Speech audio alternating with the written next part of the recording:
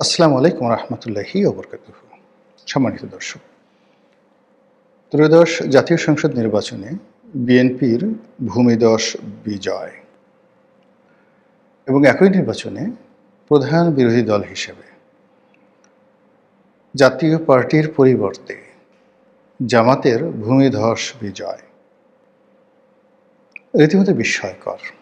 BNP ২০০-র উপরে seat পেয়েছে, জামাত প্রায় ৮০টার মতো সিট পেয়েছে। জাতীয় পার্টি সহ অন্যান্য যে সকল স্বতন্ত্র প্রার্থীরা মাঠে দাঁড়িয়েছিলেন প্রায় সবাই গোহারা হেরেছে।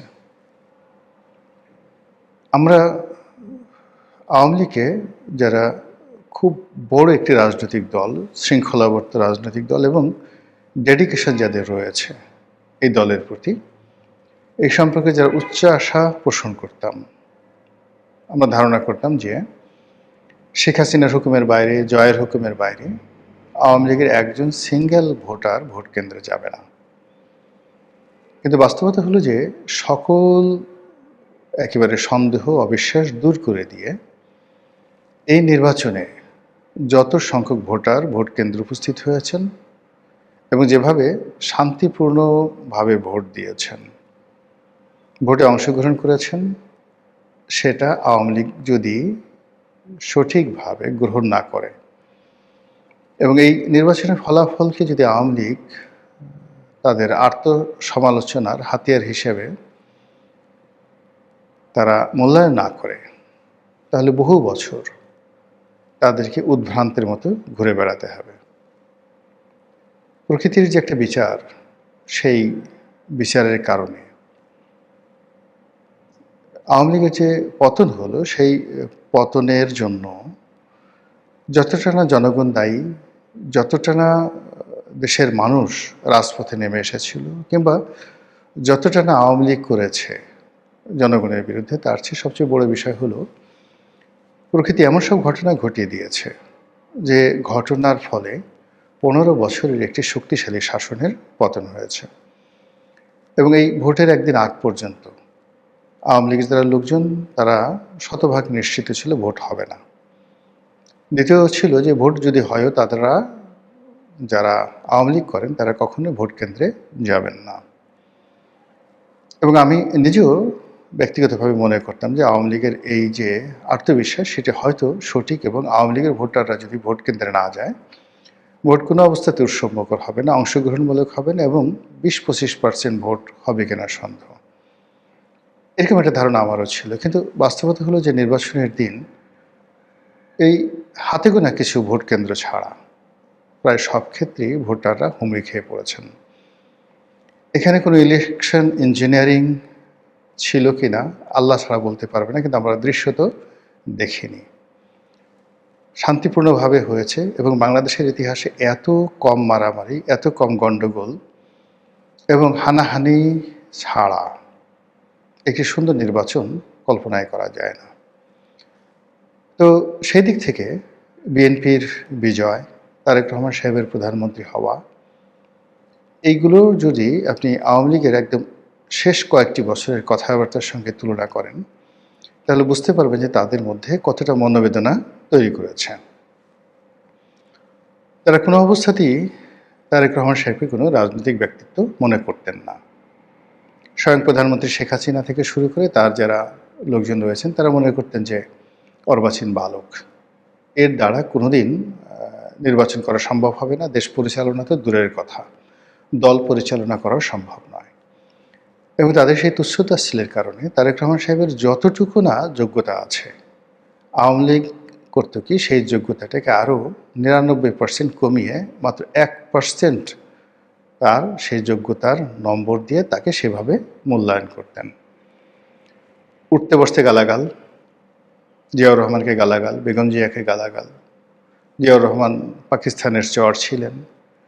তারপর তারেক রহমান সাহেবের হাওয়া ভবন, দুর্নীতি, অনিয়ম, যথেচ্ছার, যা নিয়ে আওয়ামী লীগের লোকজন যেভাবে কথাবার্তা বলেছেন, আপনি ওই সময় সংসদের যে কার্যপ্রণালী বিধি রয়েছেন সেগুলো শুনলেই বুঝতে পারবেন যে ওই সময়টিতে আওয়ামী লীগের নেতৃবৃন্দ, শেখ সেলিম থেকে শুরু করে অন্যান্য সিনিয়র নেতৃবৃন্দ, এমনকি তোফায়েল আহমেদ, আমির হোসেন আমু, মতিয়া চৌধুরী এবং স্বয়ং প্রধানমন্ত্রী শেখ হাসিনা বেগম জিয়া সম্পর্কে, জিয়াউর রহমান সম্পর্কে, তারেক জিয়া সম্পর্কে কী সব কথাবার্তা বলেছেন।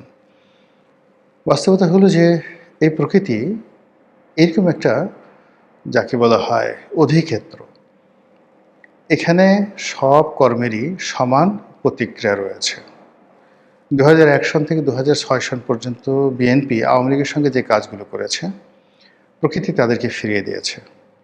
আবার 2009 থেকে 2025 পর্যন্ত আওয়ামী লীগ যে কাজগুলো করেছে বিএনপির প্রতি, সেই কাজের প্রতিদানও প্রকৃতি প্রথমত বিএনপিকে দিয়েছে, দ্বিতীয়ত আওয়ামী লীগকে দিয়েছে। আওয়ামী লীগ এখন কী করবে?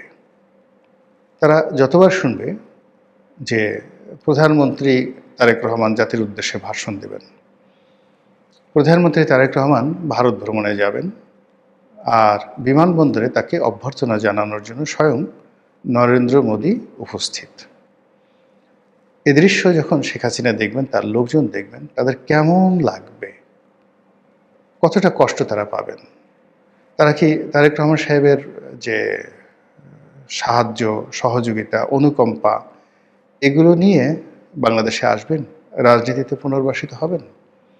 অথবা তারেক রহমান সাহেব যদি তার ঔদার্যতা ভুলে গিয়ে প্রতিহিংসা পরায়ণ হয়ে ওঠেন আওয়ামী লীগের মতো, এবং আওয়ামী লীগের লোকজনদেরকে তিনি তার গতানুগতিক বাংলাদেশের যে ট্র্যাডিশন, সেই ট্র্যাডিশন অনুযায়ী শাস্তি দেন, মামলাগুলো চালিয়ে নেন, যেগুলো আইসিটিতে মামলাগুলো চলছে সেই মামলাগুলো তিনি চালিয়ে নেন, এবং আওয়ামী লীগ যেভাবে বলতো 11-11 সময় যে মামলাগুলো হয়েছিল বেগম জিয়ার বিরুদ্ধে, তারেক রহমান সাহেবের বিরুদ্ধে, সেই মামলাগুলো আওয়ামী লীগ চালিয়ে নিয়েছিল এবং বলছিল আমরা তো এই মামলাগুলো দেইনি। এই মামলাগুলো 11-11 সময়টিতে যারা সেনা শাসক ছিলেন তারা দিয়েছেন।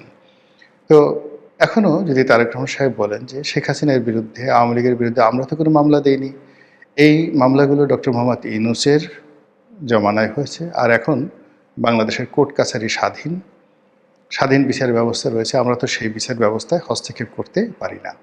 অর্থাৎ শেখ হাসিনার মুখের ভাষাগুলো, আইনমন্ত্রী আনিসুল হকের মুখের ভাষাগুলো যদি এখন তারেক রহমান সাহেব অনুকরণ করেন, একই কথা বলেন, তাহলে আওয়ামী লীগের জন্য কী পরিস্থিতি হবে? এক।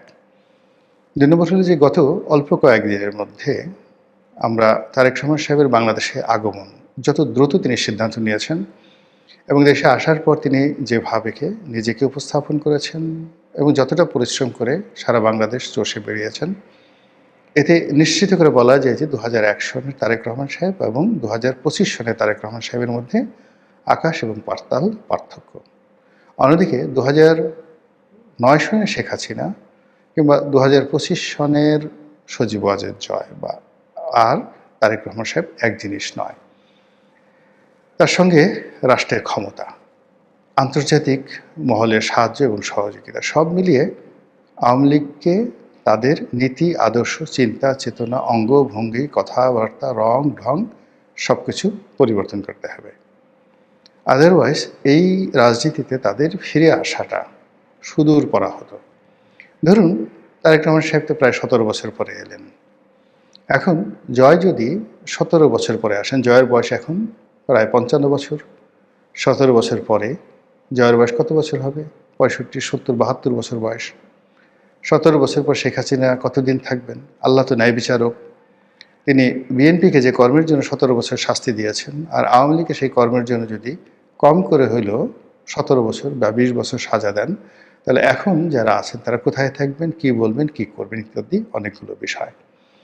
আর এই যে আওয়ামী লীগের দুর্ভোগ এবং দুর্দশা, এটাকে সংক্ষিপ্ত করার জন্যে আওয়ামী লীগ যে কাজটি করতে পারে সেটা হল তওবা, অনুশোচনা, নিজের ভুল স্বীকার করা এবং জায়নামাজে বসে তাহাজ্জুদের নামাজ পড়ে মহান আল্লাহ রাব্বুল আলামিনের কাছে কান্নাকাটি করা, সুন্দরভাবে বলা যে হে আল্লাহ, তুমি আমাকে যে নিয়ামত দিয়েছিলে বা আমাদেরকে যে নিয়ামত দিয়েছিলে, আমরা সেই নিয়ামতের মর্যাদা রক্ষা করতে পারিনি। আমরা সম্মানিত মানুষকে বেইজ্জতি করেছি, আর অসম্মানিত এবং বাজে লোকদেরকে সম্মানের চেয়ারে বসিয়েছি। আমরা দুর্বৃত্তদের হাতে ক্ষমতা ছেড়ে দিয়েছি আর ভালো মানুষদেরকে নির্বাসনে পাঠিয়েছি। হে আল্লাহ, তুমি আমাদেরকে মাফ করে দাও, নতুন করে আমাদেরকে আবার একটি সুযোগ দাও। প্রতিটি মানুষ এভাবে যদি তওবা না করেন, আওয়ামী লীগের ফিরে আসাটা সত্যিকার অর্থে আল্লাহ কবে তাদেরকে মঞ্জুর করেন ফিরে আসাটা, এটা আল্লাহ ছাড়া কেউ বলতে পারবেন না। অন্যদিকে বিএনপির যারা কর্তা ব্যক্তি, এই ভূমিধস বিজয়ে তারা যদি উদ্বেলিত হয়ে যান, তারা যদি আওয়ামী লীগের মতোই আচরণ করেন এবং তারা যদি ক্ষমাকে উদার্য হিসেবে না নেন এবং একটি বাংলাদেশ বিনির্মাণে যে সকল প্রকার সাহায্য এবং সহযোগিতা দরকার, এই উদার মনোভাব যদি পোষণ না করেন, তাহলে আল্লাহ ১৭ বছর পরে তাদেরকে যে নিয়ামত দিয়েছে, এই নিয়ামত নিয়ে নিতে বা ছিনিয়ে নিতে আল্লাহর ১৭ সেকেন্ড সময় লাগবে না। কাজেই যে নিয়ামত দিচ্ছে তার শুকরগুজার করতে হবে, ন্যায় বিচার প্রতিষ্ঠা করতে হবে এবং যে ভুল ডক্টর মোহাম্মদ ইউনূস করেছেন গত ১৭ মাসে, জনাব তারেক রহমান সাহেবকে অবশ্যই সেই ভুলগুলো করা যাবে না। আল্লাহ আমাদের সবাইকে হেদায়েত দান করুন, হেফাজত করুন। আসসালামু আলাইকুম রহমতুল্লাহি ওয়া বারাকাতুহু।